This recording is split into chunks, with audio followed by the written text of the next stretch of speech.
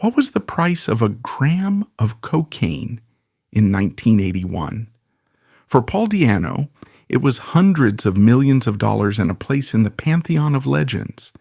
He held the power to become the biggest star on the planet with Iron Maiden, but the arrogance of the drug led him to believe the band needed him more than he needed the band, a fatal mistake. As Iron Maiden took off as a massive money-making machine, Paul was left behind, consumed by delusion and ruin. The drug not only destroyed a man, it wiped out a billion-dollar opportunity. The story begins in the ruins of post-war London. Paul Andrews was born in 1958 in Chingford, East London, a grim landscape of post-war craters and rigid class divides. He wasn't built for delicacy. He was a geezer, a creature of kinetic energy who learned early that violence was a currency on the streets. Before he was slicing through octaves, he was slicing through meat as a butcher. That job was pivotal. The cold freezer and the blood-stained apron removed any squeamishness, giving him a visceral, attacking sensibility that he would later bring to the microphone stand. By the mid-70s, while the rest of the world was bored by the bloated solos of progressive rock, Paul was soaking up the aggression of punk. He loved the spit and the fury of the Sex Pistols, but he possessed something the punks didn't: a voice, a baritone rumble that could rise into an operatic falsetto like a chainsaw cutting through glass. In 1978, he collided with Steve Harris. Harris was the antithesis of Paul, a disciplined bassist treating music with the seriousness of a structural engineer. He was building a machine called Iron Maiden, but lacked a voice. In a cramped audition room, Paul barked the lyrics of Prowler with the desperation of a man running from the police. Harris saw the danger he needed. He hired the butcher on the spot. That handshake was the big bang of Iron Maiden. They were oil and water, discipline and chaos, forced together by the pressure of the music. Their early gigs at the Cart and Horses pub were wars. Paul wasn't just the front man, he was the bouncer. He would punch hecklers in the face and finish the verse without missing a beat, earning the band a street credibility that marketing couldn't buy.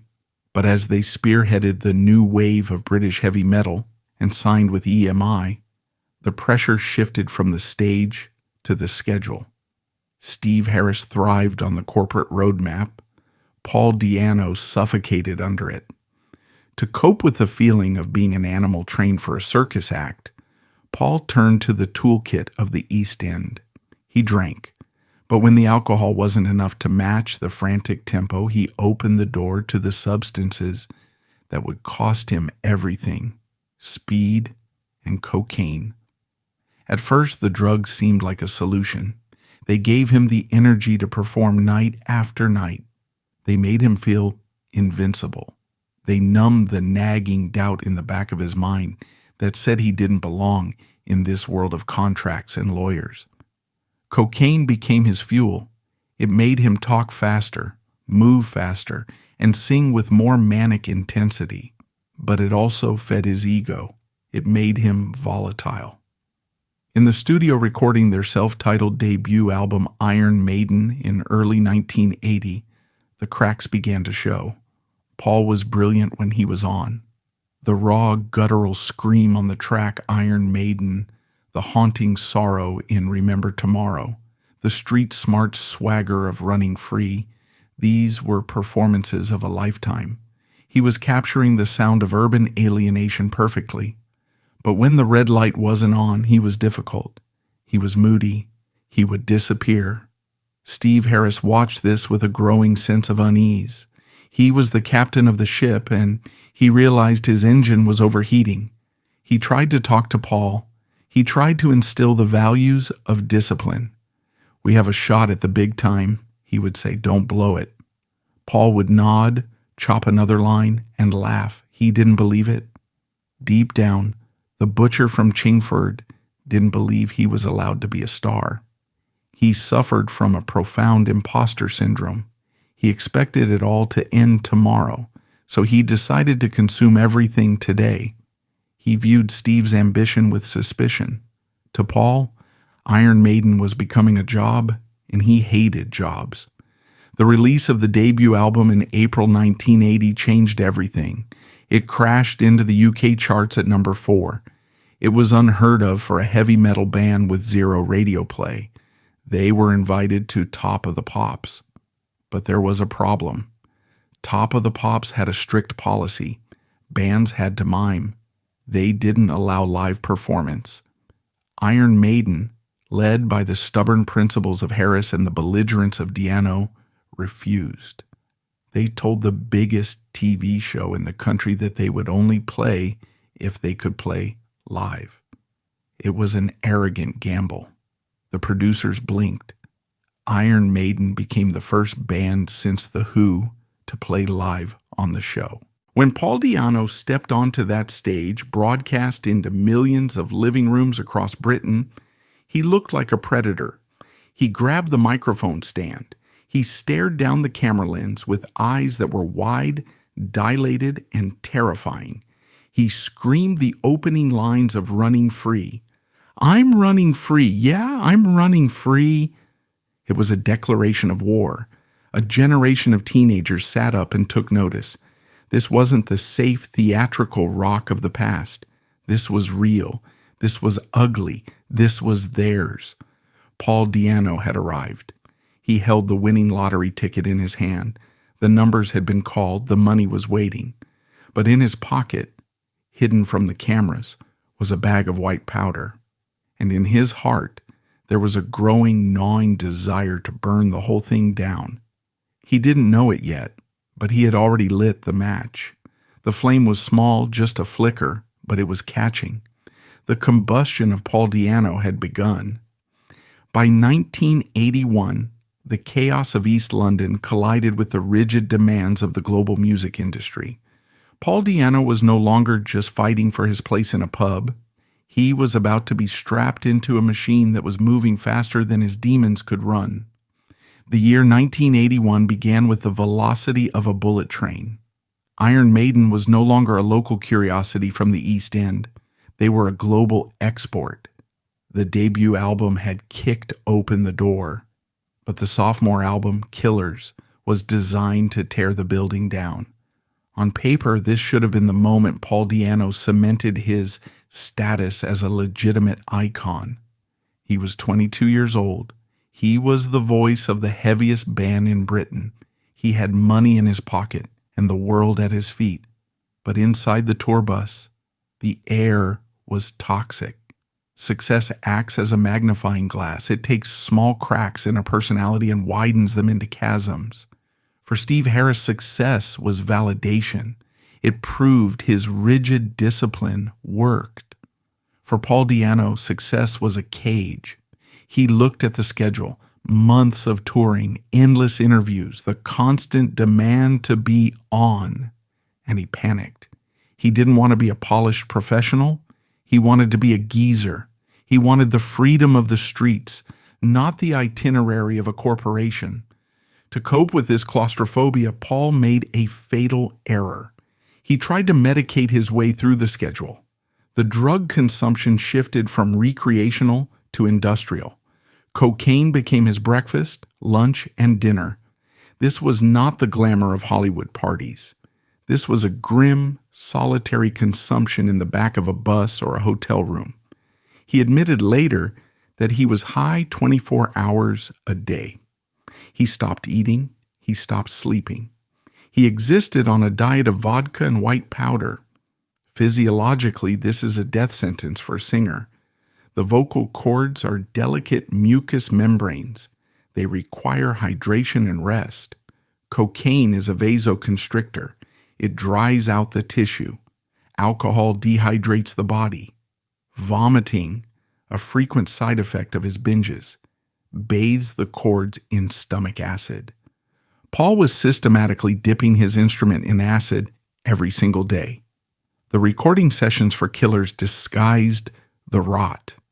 Inside the studio, with the benefit of multiple takes and the patience of producer Martin Birch, Paul delivered a performance that remains his masterpiece. His voice on tracks like Wrathchild and Murders in the Rue Morgue is terrifying.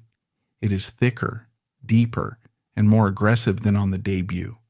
He sounds like a man cornered. The rasp in his voice wasn't just technique, it was the sound of his throat physically degrading.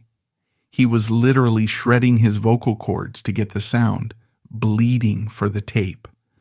When Killers was released in February 1981, it was a triumph. It set the template for thrash metal. It was faster, harder, and meaner than anything else on the racks. But a studio album is a frozen moment in time. A tour is a marathon. And Paul Di'Anno had forgotten how to run. The Killer World Tour was designed to break them into the American and Japanese markets.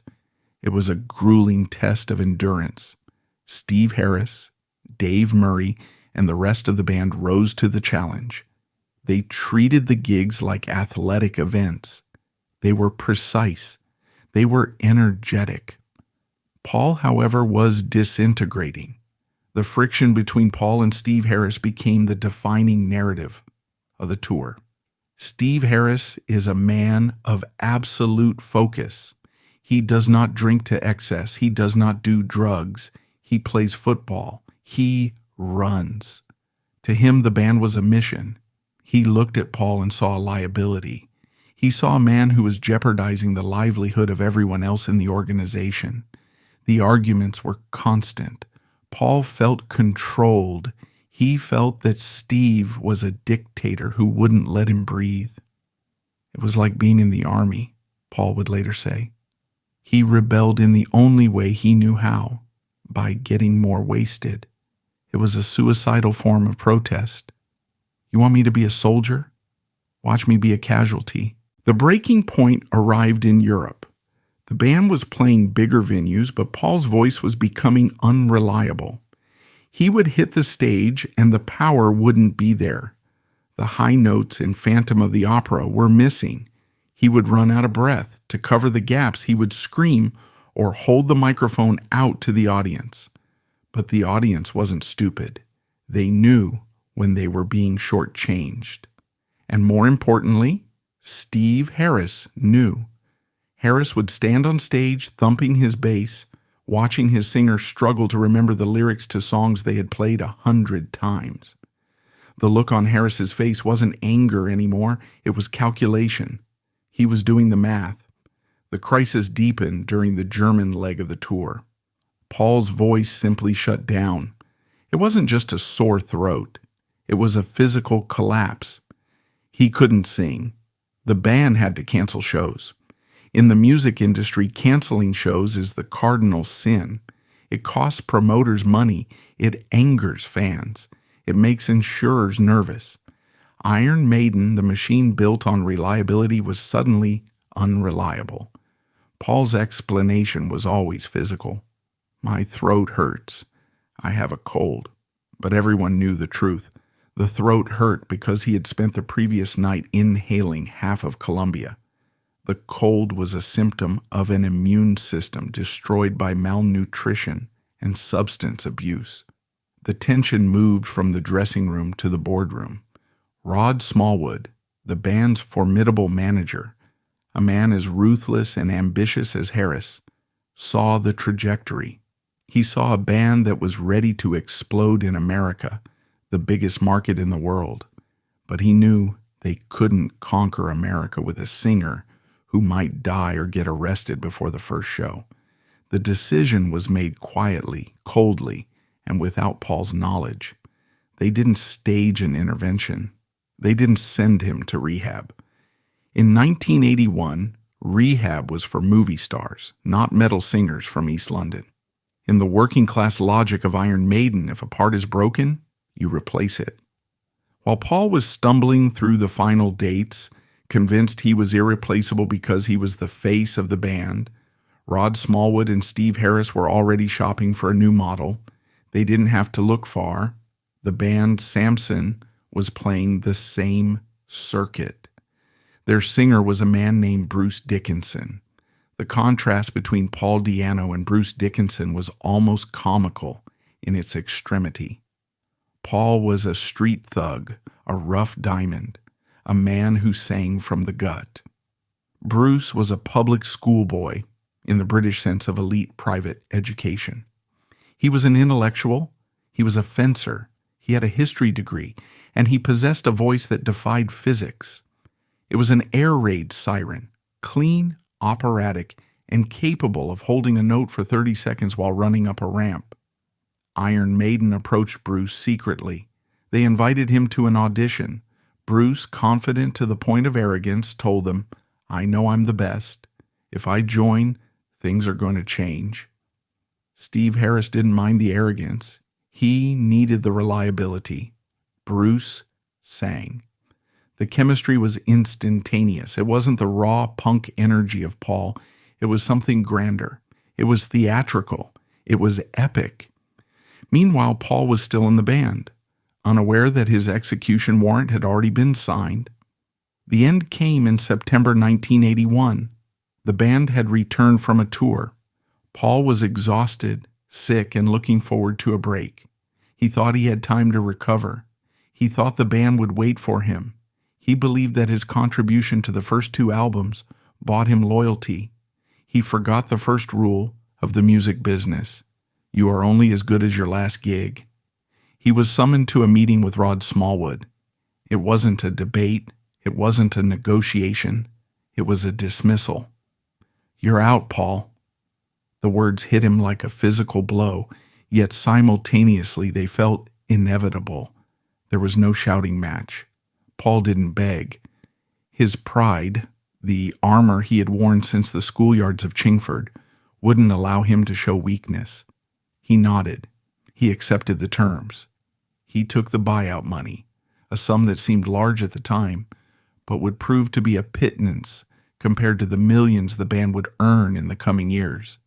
He walked out of the office. He was 23 years old. An hour ago, he was the lead singer of the most exciting band on the planet. Now he was unemployed. The emotional impact of this moment cannot be overstated. For 3 years, Iron Maiden had been his entire identity.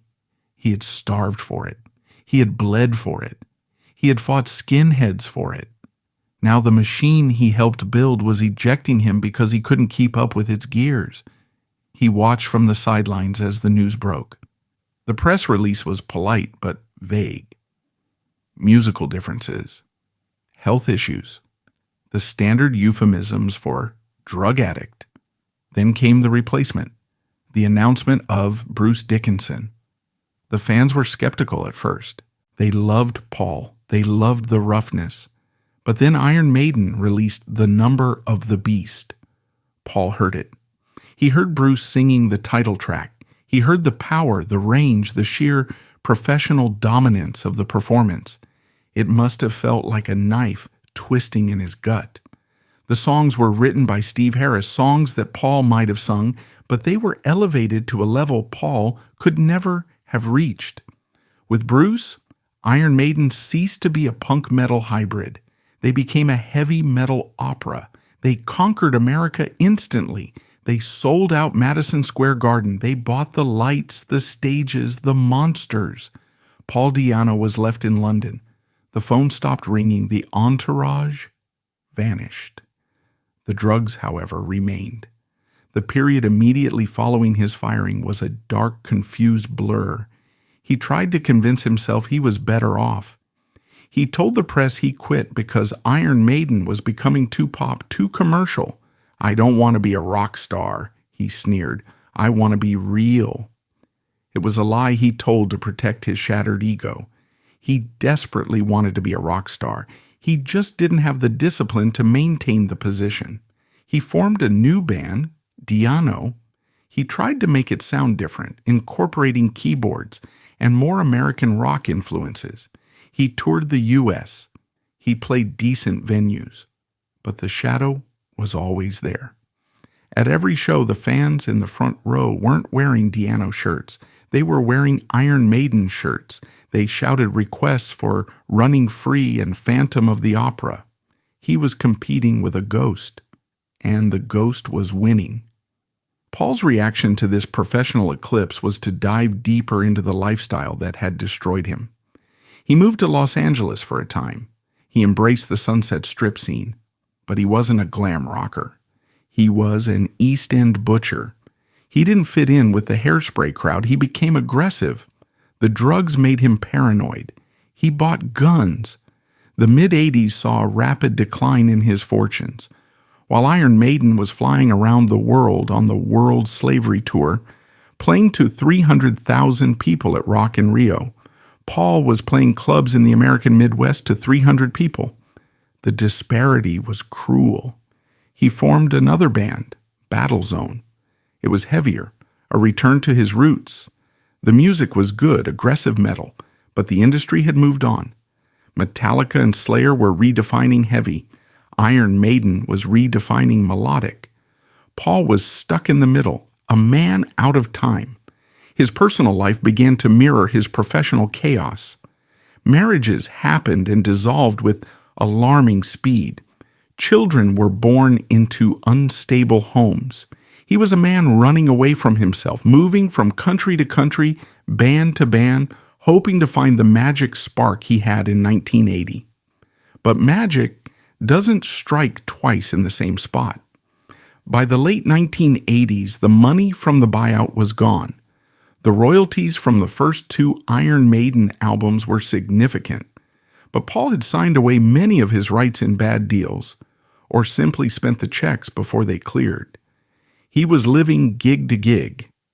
This is where the tragedy shifts from professional disappointment to personal degradation. Paul Di'Anno didn't just lose a job, he lost his way. He began to resent the music. He resented the fans who only wanted to hear the old songs. He resented Steve Harris for succeeding. He resented Bruce Dickinson for existing. This bitterness became a poison. It seeped into his interviews. He would badmouth Maiden, calling them boring, calling Bruce a siren. It was the lashing out of a wounded animal, but every time he insulted them, he only alienated himself further from the industry. He was burning bridges that were already ashes. As the 90s arrived, bringing with them the grunge revolution, Paul Di'Anno found himself in a musical wasteland. Heavy metal was dead in the mainstream. Iron Maiden survived because they were an institution. Paul Di'Anno had no institution to protect him. He was just a guy in a leather jacket with a bad reputation and a nose full of coke. He returned to England. The homecoming wasn't triumphant. He was the local boy who had thrown it all away. He moved back to the areas he grew up in. He was seeing the same faces, the same pubs. It was as if the last 10 years hadn't happened, except now he carried the invisible weight of what could have been. The physical toll was mounting. The years of cocaine use had damaged his heart. The alcohol had damaged his liver. But the most immediate threat was his knees. Years of jumping off drum risers, combined with weight gain and lack of exercise, were destroying his joints. He was in pain constantly. And to manage the pain, he took more painkillers, drank more vodka. He was caught in a loop.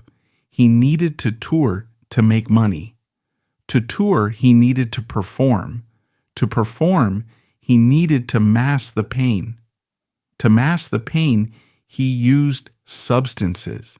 The substances made his health worse, making it harder to tour. It was a slow-motion car crash that lasted for decades. In the mid-90s, a glimmer of relevance returned. He formed a band called Killers. They played heavy, aggressive metal. They toured South America, where the fans were fanatical. In Brazil and Argentina, Paul was still a god. To them, he was the real voice of Iron Maiden. He played stadiums again, not as a headliner, but as a revered icon. For a moment, it seemed like he might find a new equilibrium. He moved to Brazil. He lived there. He seemed happier. But the chaos followed him.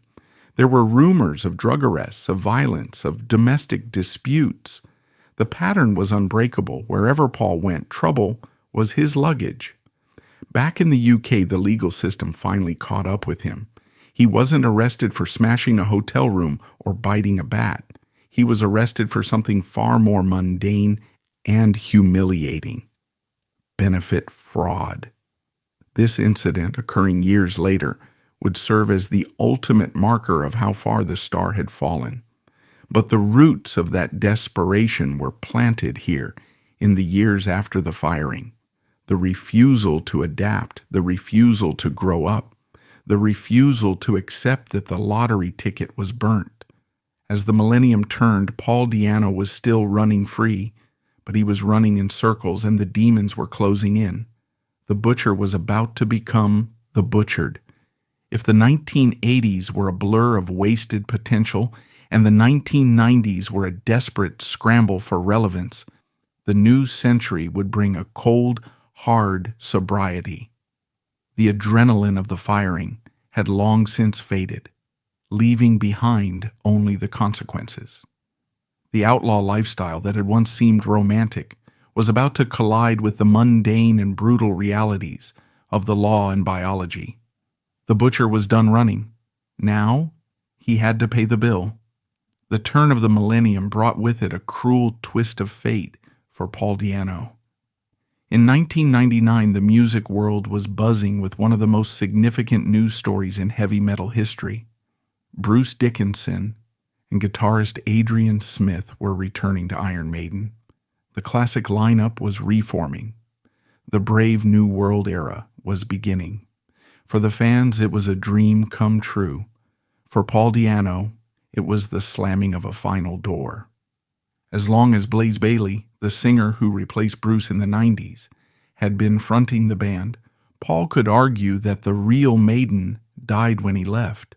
But with Bruce back, the empire was restored.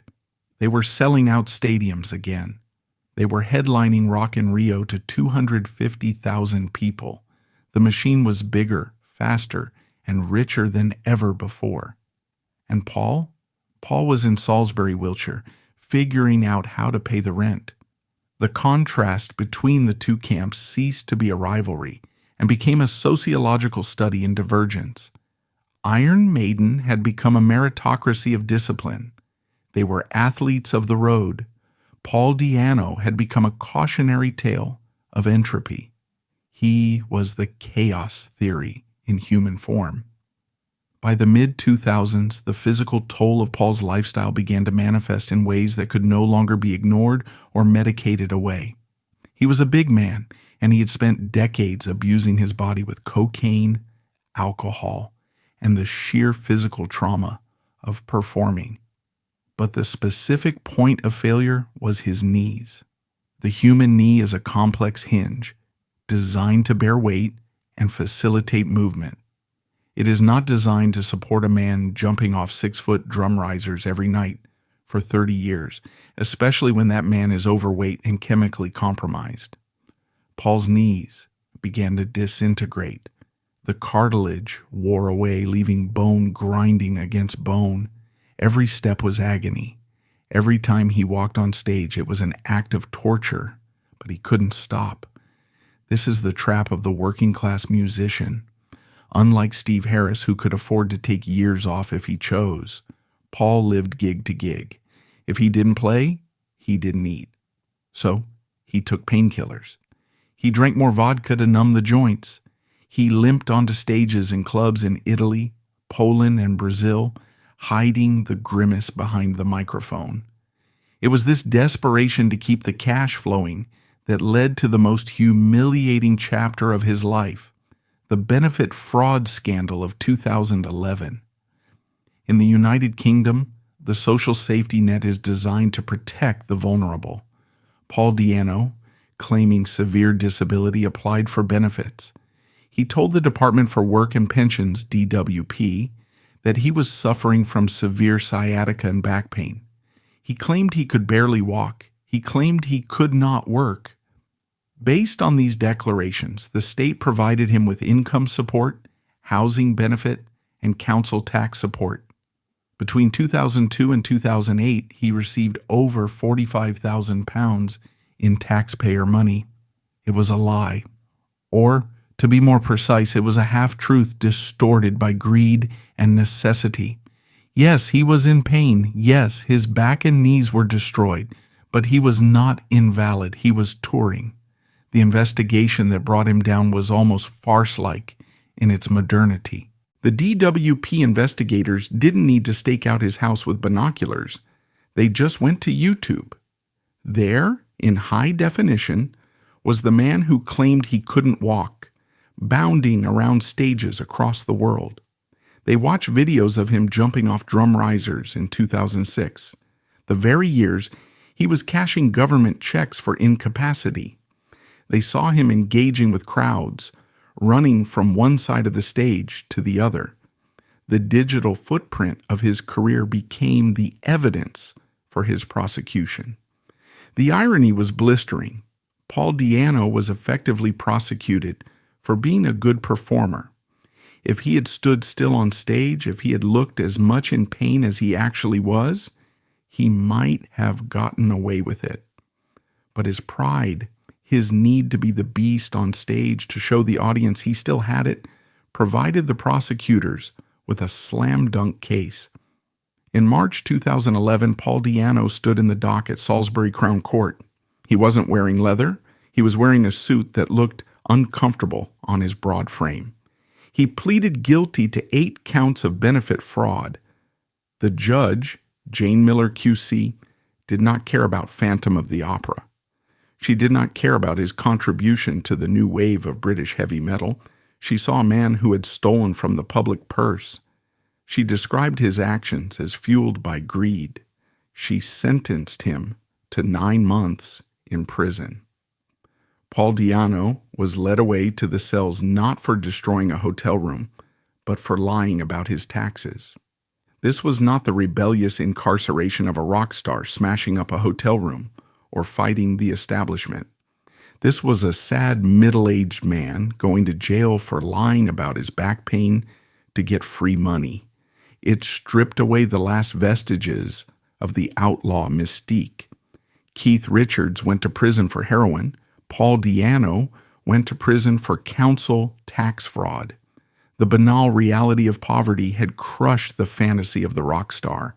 He served his time at HMP Channing's Wood in Devon. Prison was not a badge of honor for him. It was a humiliation. He was locked up with drug dealers and thieves who knew who he was. "You're the Maiden singer, aren't you? What are you doing in here?" The question must have echoed in his head every night as the cell door slammed shut. When he was released after serving 2 months, early release for good behavior and electronic tagging, he emerged into a world that had become even harder. The conviction made it difficult to get visas. Touring the U.S., the holy grail of revenue, became a logistical nightmare. He was a convicted felon. And then the body finally gave up the ghost. The knees, which had been the source of the fraud, decided to exact their own revenge. They collapsed completely. The bone-on-bone grinding became unbearable. Surgeons looked at the damage and shook their heads. It wasn't just arthritis, it was structural ruin. He needed total knee replacements on both legs. But there was a complication, a massive, terrifying complication: sepsis. In 2015, Paul was rushed to the hospital in critical condition. He had developed a severe infection. Sepsis is a killer. It is the body's immune system turning on itself to fight an infection, often leading to organ failure. Paul lay in a hospital bed, delirious, his body swollen, his temperature spiking. He nearly died. The doctors managed to save him with massive doses of antibiotics, but the aftermath was catastrophic. The infection had ravaged his system. His immune system was compromised. And crucially, the surgeons could not operate on his knees while the infection risk was so high. He was in a medical limbo. He couldn't walk without surgery, but he couldn't have surgery because he was too sick. He was confined to a wheelchair. This is the image that defines the final act of Paul Di'Anno's life. The man who sang "Running Free" was now paralyzed from the waist down, not by a spinal injury, but by the sheer rot of his own joints and blood. The psychological impact of the wheelchair was profound. Paul was a physical performer. His stage presence was built on intimidation and movement. Now he was static. He was vulnerable. He had to be lifted onto stages. He had to sit there, exposed, while the audience looked down at him. And yet he kept touring. Why? Because he had no money.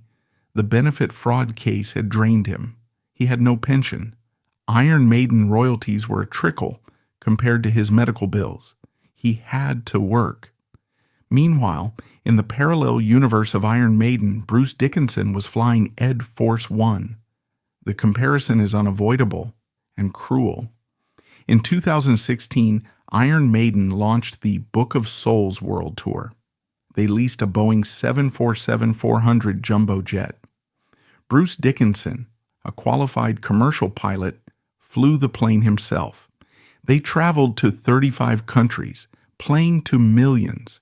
They were the epitome of health, vitality, and success. Bruce had just beaten throat cancer, bouncing back with a superhuman resilience that only highlighted Paul's fragility. While Bruce was checking pre-flight instruments at 30,000 feet, Paul was checking his blood sugar levels in a damp apartment in Salisbury. While Maiden was releasing their own brand of Trooper beer, Paul was trying to crowdfund his surgery. The financial disparity was absolute. Iron Maiden was a corporation with a GDP larger than some small nations. Paul Di'Anno was a man begging for help on the internet. The crowdfunding campaign for his knee surgery was a moment of public reckoning. His management and friends launched a plea. They needed to raise roughly £20,000 to cover the costs of the operation and the recovery, money that the National Health Service, NHS, couldn't cover for the specific private treatment he needed to save his legs from amputation. It was humiliating. The godfather of heavy metal, the voice of Killers, was asking fans for the price of a cup of coffee. It shattered the illusion of the rock star lifestyle completely. It showed the world that fame does not equal fortune and that legacy does not equal security. But it also revealed something beautiful. The fans responded. They didn't care about the benefit fraud. They didn't care about the bad interviews. They remembered the voice. They remembered how he made them feel in 1980. They donated. Metalheads from all over the world chipped in. It was a testament to the enduring power of those first two albums. Paul Di'Anno may have burned his lottery ticket, but the people who picked up the ash still loved him. However, the money was only part of the problem. The medical reality was grim. The doctors in the UK were hesitant to operate due to the complexity of his condition. He looked abroad. He found a clinic in Croatia that specialized in complex lymphatic drainage and orthopedic reconstruction. In late 2021, Paul moved to Croatia. He moved into a care home. It wasn't a luxury rehab facility. It was a medical institution for the elderly and the infirm. He lived in a small room, undergoing grueling physiotherapy every day. He was alone in a foreign country, separated from his family, fighting a battle just to stand up. The isolation was crushing. He fell into depression. He posted updates on social media that were dark and hopeless. He spoke of wanting to die. He spoke of the pain being too much. The beast was broken. He was just a sick, lonely man far from home. But even in the depths of this despair, the music refused to let him go. The Croatian metal community rallied around him. A band was formed to back him. He played a show in Zagreb. It was free. He sat in his wheelchair. He sang. And for 90 minutes, the pain receded. This period in Croatia set the stage for the final, unexpected twist in the tale. It was the setup for a reunion that no one thought possible. Steve Harris and Iron Maiden were scheduled to start their Legacy of the Beast tour in 2022. The tour dates were announced. One of the stops was Zagreb. In May 2022, fate placed both men in Zagreb. The bassist was now a billionaire. The singer was in a wheelchair. They were miles apart, yet in the same city. Would they meet? Would the old wounds reopen? Or would there be grace in the final act? Paul sat in his room in the care home looking at the calendar. He knew the date. May 22nd, 2022. He waited. He wondered if Steve would call. He wondered if, after all the insults and the lawsuits and the silence, there was anything left to say. He didn't know it yet, but he was about to receive the closure he had been chasing for 40 years. The fire he had started in 1981 was finally burning out, leaving room for something else to grow in the ashes. May 22nd, 2022, Zagreb, Croatia. The atmosphere inside the arena Zagreb was charged with a specific electricity that only an Iron Maiden concert generates. Thousands of fans, clad in black t-shirts bearing the skeletal visage of Eddie, the band's mascot, filled the space. The air smelled of beer, sweat, and anticipation. Backstage, the machinery of the Legacy of the Beast tour was humming. It was a military operation. Roadies moved flight cases with precision. Sound engineers checked frequencies. The catering staff prepared meals for a crew of hundreds. At the center of this hive was Steve Harris, the bassist, founder, and undisputed captain of the ship. He was preparing to lead his troops into battle once again, as he had done for 40 years. But a few miles away, in a quiet medical facility, another man was preparing for a different kind of encounter. Paul Di'Anno sat in his wheelchair. He was 64 years old, but his body carried the mileage of a man of 90. His legs were heavily bandaged, swollen with edema and the ravages of sepsis. He wore a simple t-shirt and shorts, his tattoos faded by time and stretching skin. He was not preparing to run onto a stage and scream. He was preparing to be wheeled into a room to face the man who had fired him 4 decades ago.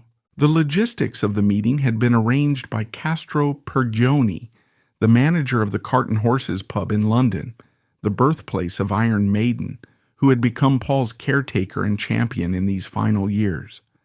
Castro knew that Paul needed money for his surgery, but more than that, he needed peace. He needed to close the book. Paul was transported to the arena. He was not entered through the VIP entrance with fanfare. He was brought in through the loading dock, the wheelchair rattling over the concrete where the trucks unloaded the stage gear. The symbolism was stark. He was entering the belly of the beast he had helped create, but he was entering as a patient, not a peer. He was positioned in a backstage corridor. He waited. The noise of the crowd warming up filtered through the walls, a distant roar that used to be the soundtrack of his life. He lit a cigarette, his hand shaking slightly. Whether from the neurological damage or nerves, it was hard to tell. Then Steve Harris rounded the corner. The encounter was not cinematic. There were no swelling strings, no slow-motion embraces, film for a documentary. It was raw and immediate. Steve, dressed in his stage gear, West Ham shorts and a tank top, stopped. He saw the man in the chair. He saw the bloat. He saw the bandages. He saw the ruin of his first singer. For 40 years, the narrative had been one of animosity. Paul had badmouthed Steve in the press, calling him a dictator, a control freak, a musical fascist. Steve had maintained a dignified silence, occasionally expressing pity for Paul's wasted potential. But in that corridor, the history dissolved. The decades of he said, she said evaporated in the face of human fragility. Steve didn't hesitate. He didn't stand back. He walked straight to the wheelchair and leaned down. Paul looked up. "Hello, mate," Steve said. "All right, Harry," Paul replied. They hugged. It was an awkward embrace, dictated by the geometry of the wheelchair, but it was genuine. Steve held Paul's shoulder. Paul gripped Steve's arm. They talked. They didn't talk about the firing in 1981. They didn't talk about royalties or lawsuits. They talked about West Ham United. They talked about football. They talked about their families. They retreated to the safe, neutral ground of their shared working-class origins in East London. For Paul, the validation was visible physically. His shoulders dropped. The tension that he had carried in his jaw for half a lifetime seemed to release. The man who had kicked him out of the band, the man who represented all his failures and what-ifs, was treating him with kindness. There was no judgment in Steve's eyes, only a recognition of a shared war they had fought in the trenches of 1980. Steve Harris went a step further. He didn't just offer a hug, he offered dignity. He invited Paul to watch the show from the side of the stage. For the next 2 hours, Paul Di'Anno sat in the wings, watching the machine operate. He saw Bruce Dickinson sprinting across the set, leaping over monitors, piloting the Spitfire prop that flew over the stage. He saw the massive inflatable Eddie. He saw the pyrotechnics. It could have been a moment of crushing jealousy. He was watching another man live his life, but witnesses say Paul didn't look bitter. He looked proud. He was nodding along to the songs. When the band played Phantom of the Opera, a song Paul wrote the lyrics for, he sang along in the shadows. He was watching his legacy survive. He realized that while he had been ejected from the vehicle, the engine was still running on the fuel he had poured into it. After the show, the news broke. A photo of the embrace was posted online. It went viral instantly within the metal community. The comment sections, usually toxic cesspools of debate over Bruce versus Paul, fell silent. There was only respect. The war was over. The generals had shaken hands, but the grace of Iron Maiden extended beyond a photo op. In the weeks following the meeting, it was revealed that the band had quietly stepped in to cover the remaining costs of Paul's medical treatment in Croatia.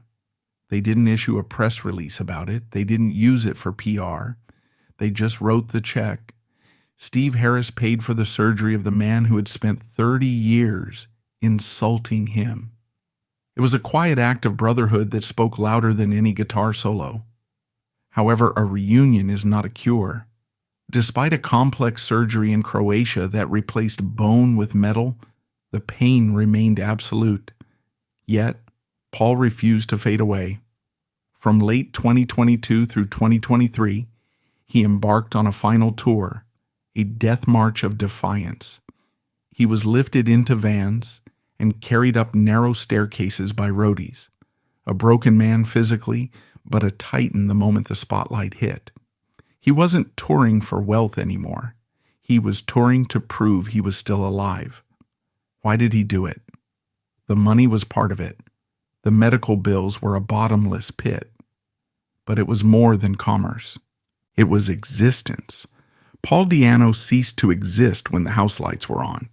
He only felt alive in the dark with a microphone in his hand. The dichotomy was heart-wrenching. He would sing "Running Free," an anthem of absolute liberty, while trapped in a cage of flesh and metal, unable to stand, let alone run. Yet the fans sang louder, covering the sadness with adoration. In July 2024, just months before the end, the final piece of the puzzle fell into place. Bruce Dickinson was in Zagreb promoting his solo album. They finally met. Bruce, the man who had replaced him, the man who had soared while Paul sank, treated him with the utmost respect. Bruce called him a warrior.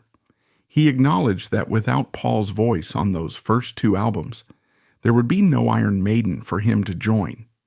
It was the closing of the circle. The 3 architects, Steve, Paul, and Bruce, had made peace. As his health failed, the music world began to assess the true weight of the man. The verdict was startling. Paul Di'Anno was not merely a footnote in the history of Iron Maiden. He was the bridge that allowed heavy metal to cross the river from the 1970s to the 1980s. To understand this, one must look at the geography of metal. Before 1980, metal swung. It had a groove. Paul Di'Anno didn't swing. He attacked. When young musicians like Lars Ulrich and James Hetfield heard those first 2 albums, they didn't hear a blues band. They heard the future. They heard the speed of punk mixed with the technicality of metal. Lars Ulrich of Metallica has been explicit. He was part of the reason I wanted to be in a band. The entire genre of thrash metal was built on the foundation laid by Iron Maiden and Killers. This is the hidden tragedy of Paul's career. He was the godfather of thrash, but he never got to sit at the head of the table. He was the booster rocket essential for the launch. But while the shuttle went to the stars, the rocket fell back to Earth. Paul spent 40 years watching the flight from the ground. As the autumn of 2024 approached, Paul's health took a sudden, sharp downturn. He canceled dates. He went silent on social media. The metal community, usually buzzing with rumors, went quiet. There was a collective sense of holding breath. Everyone knew the story was entering its final chapter. The beast was tired of fighting. The engine that had run on high-octane abuse for 45 years was finally running on fumes. He sat in his home in Salisbury, the gold records from 1980 hanging on the wall, dusty relics of a life that felt like a hallucination. He looked at them and remembered the smell of the sweat at the Marquee Club. He remembered the taste of the vodka. He remembered the roar of the crowd at the Rainbow Theater. He was alone, but he wasn't forgotten. He had made his peace with the past. Now he just had to face the inevitable future. The closure in Zagreb had healed the spirit, but it could not stitch together the failing tissues of a dying body. Paul had made his peace with the past, but the future was rushing towards him with terminal velocity. He returned to England, not to start a new chapter, but to write the final few lines of the epilogue. The noise of the stadiums was gone, replaced by the quiet ticking of a clock in a lonely room in Wiltshire. October 2024 in Salisbury was wet and gray. The cathedral city, famous for its medieval spire and quiet conservative history, seemed an unlikely final resting place for the man who had screamed the lyrics to Murders in the Rue Morgue. But Paul Di'Anno had long since ceased to be a creature of the London nightlife. His world had shrunk to the four walls of his ground floor flat. The final weeks of his life were marked by a flurry of professional activity that stood in stark contrast to his physical disintegration. He had just released a career-spanning retrospective album, The Book of the Beast. His new band, Warhorse, had tracks ready to go. Even in his 66th year, with a body that was failing by the hour, the drive to create, or perhaps the drive to remain relevant, pushed him forward. He gave interviews in late September. To the journalists on the other end of the Zoom calls, he sounded weary. The aggressive bark was gone, replaced by a gravelly, labored breathing. He didn't talk about future tours with the optimism of the previous year. He talked about the pain. He admitted that the lymphatic drainage treatments weren't working as hoped. He admitted that the loneliness was a heavier burden than the wheelchair. "I'm just a bit tired, mate," he told one interviewer. It was the understatement of the century. On the weekend of October 19th, he spoke to friends. He was in good spirits, joking about West Ham's performance, complaining about the damp weather. There was no sense of impending doom, only the chronic low-level suffering that had become his baseline normal. Then the silence fell. On Monday, October 21st, 2024, the phone calls went unanswered. His carers arrived at the property. The routine was broken. They found him. Paul Di'Anno was dead. There was no entourage around him, no groupies, no bandmates. He died as he had lived for the last decade, a man alone in a room, surrounded by the echoes of a loud life. He was 66 years old. The news broke via Conquest Music, his label. The statement was simple, dignified, and devastating.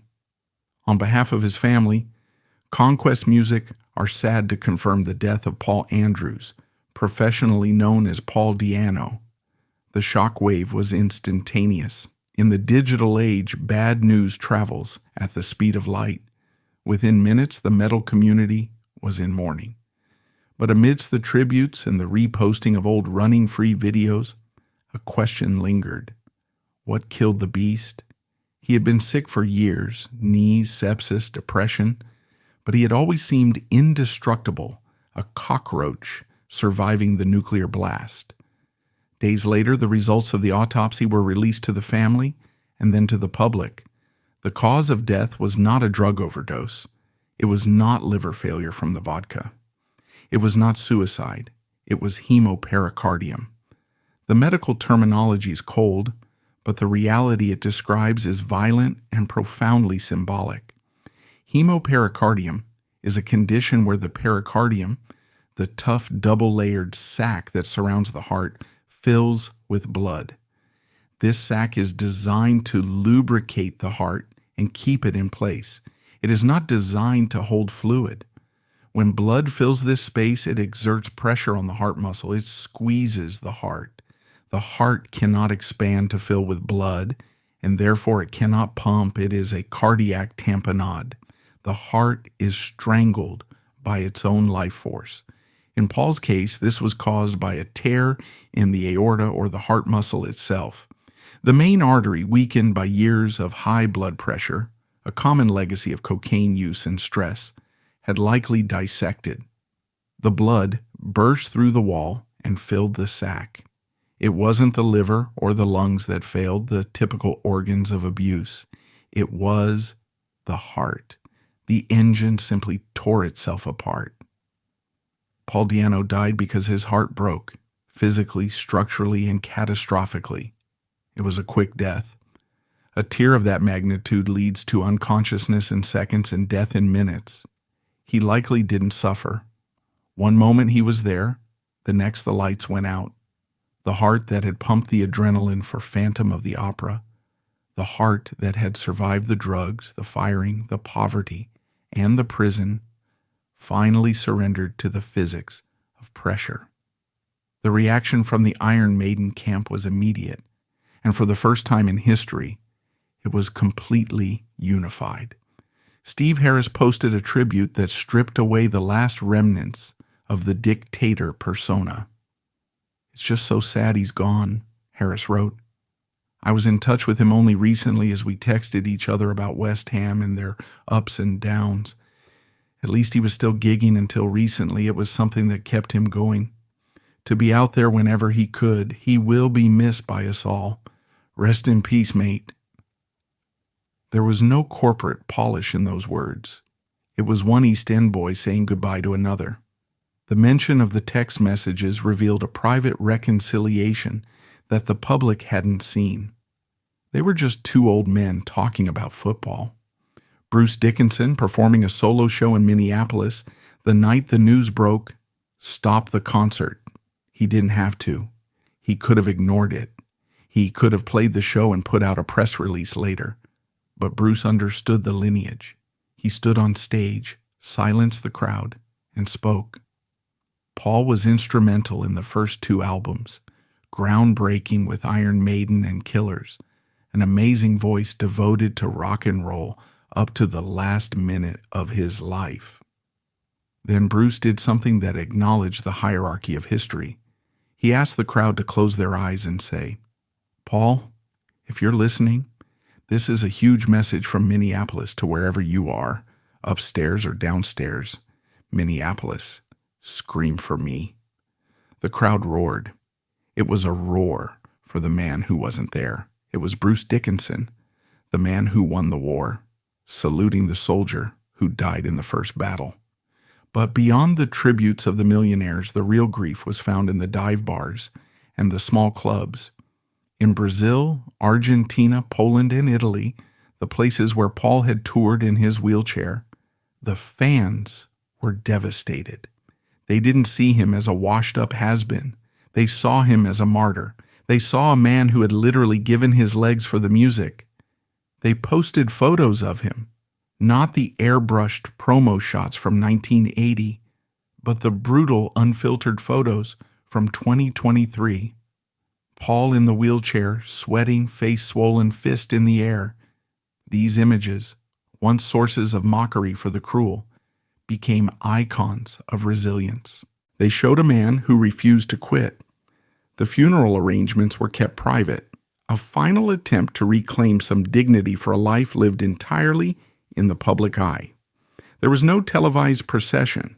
There was no state funeral for the king of the East End. Just a family gathering. His children, from whom he had often been estranged due to the chaos of his life, were there. It was a quiet end to a loud existence.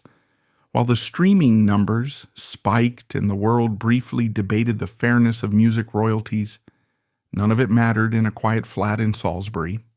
The last of the street-level dangerous frontmen was gone. The era of the outlaw was over.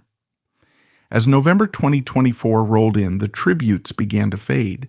The machine kept grinding. But in Salisbury, a flat stood empty. The wheelchair was empty. The irony of his final years became his epitaph.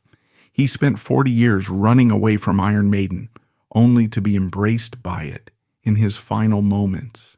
He spent 40 years trying to prove he was more than just the ex-singer, only to realize that being the ex-singer was enough. It was a badge of honor. He had started the fire. The fact that he burned himself up in the process didn't make the fire any less bright. The final image of Paul Di'Anno should not be the mugshot or the hospital bed. It is the image of him on stage in his final year. Consider the song Running Free one last time.